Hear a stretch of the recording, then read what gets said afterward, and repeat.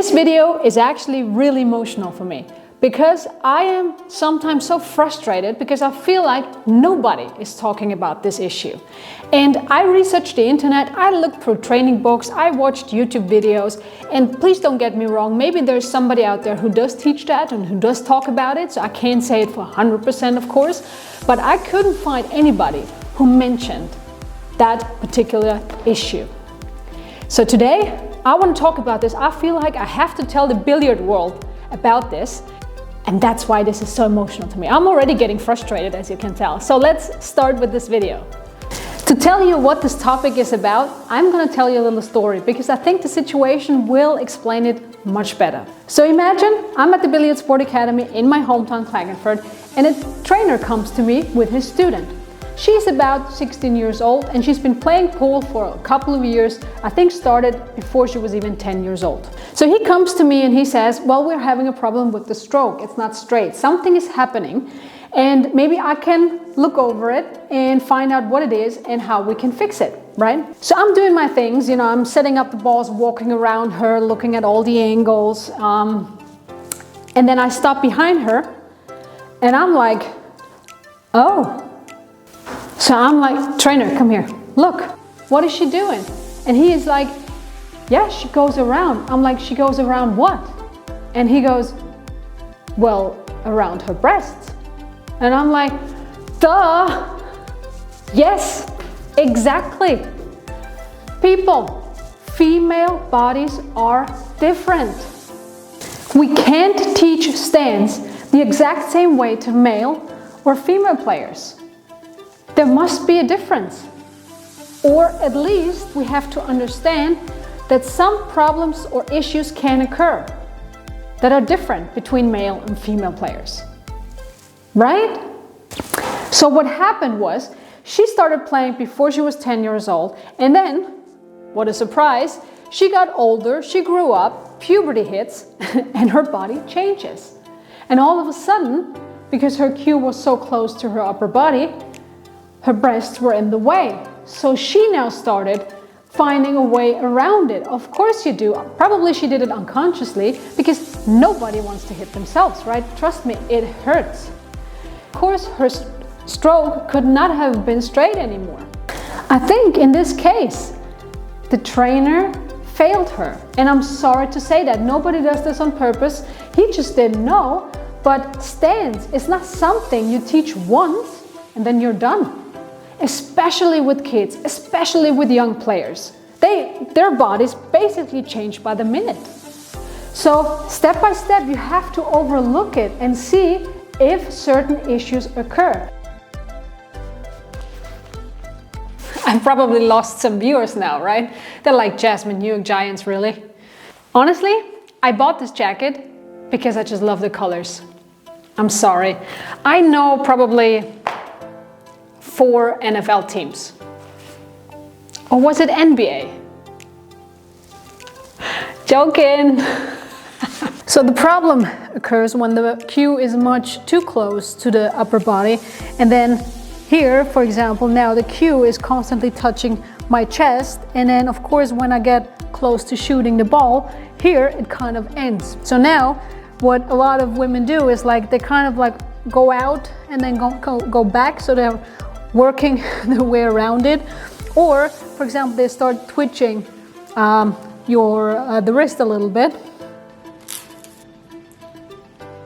So why do some players have this issue and some not? Well, I think it's just small little details that change the outcome completely. I, for example, never had that issue, or at least I cannot remember it. Maybe the trainer helped me change it, or my dad, I don't know, but for me it was never the problem. I was always with my upper body a little bit more sideways. So in this case, I created enough room here. And some players, even though they're very close, it might not be an issue for them because they're having a shorter stroke and they're stopping here anyway. And that's also fine. If it works for you, that's fine. But some players out there actually want to play more follow through. And when they're too close, they're probably having issues. I have realized that when your upper body is facing forward towards the shot that you're playing, your cue is automatically closer to your chest. and then you might have a problem with the room between the cue and your upper body. If you're standing a little bit more sideways, so your upper body is facing not completely away from the shot, but just a little bit more, you might be able to create that extra space between your upper body and your cue. Sometimes small changes can make all the difference. And here you can see the different directions of my upper body. Just look on the logo on my shirt, first facing more frontal and now standing a bit more sideways. Be careful when you work on that, because you don't want to create too much room between the cue and your upper body, because that will give you extra room for more errors. Because your cue, your head, your shoulder, your arm should still be in line with the shot, so don't move away too far. Always remember that when you want to change the direction of your upper body, you have to think of the feet as well. So don't just change one little detail and don't think about something else. So in this case, I'm moving both of my feet just a little bit more to the left, and maybe that helps you with creating that extra room. Whenever you try this out, make sure you really make small changes and then see what it does to your stance. In this case, I'm not going down and then I change my feet. I actually change my direction beforehand by moving my feet a little bit more to the side, and then I go down. I think there are more reasons out there why this problem occurs, but in my experience, very often it was the body direction, and I think you can change that with little details, but just be aware that these little changes will change other things as well. All of a sudden your aiming might be off, or your stroke feels funny because you've been used to playing like this for so long. For some players, my suggestions will help, and for some, probably not, because there are other issues also. So always get help from the outside. Get a trainer, get a coach to look over it, because you will need feedback from the outside.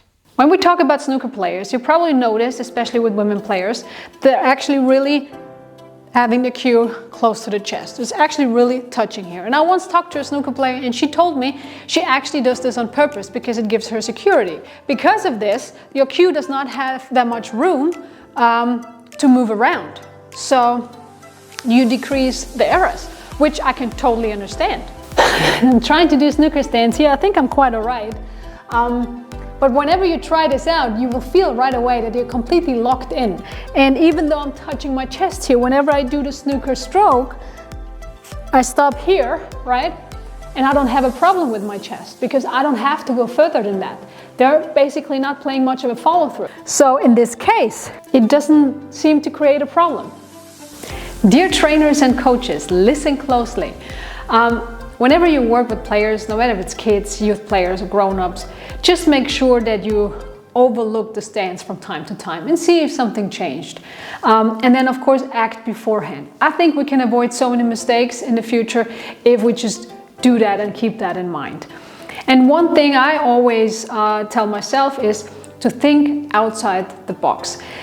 Sometimes you see something and you focus so much on that and you don't even realize that the problem is actually somewhere else. So always look at the whole picture. Make sure you look at all the details.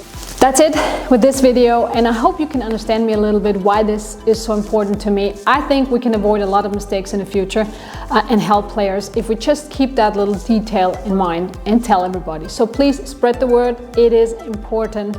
Bodies are different people. So, until my next video, have fun practicing, spread the word again. Well, and I talk to you soon.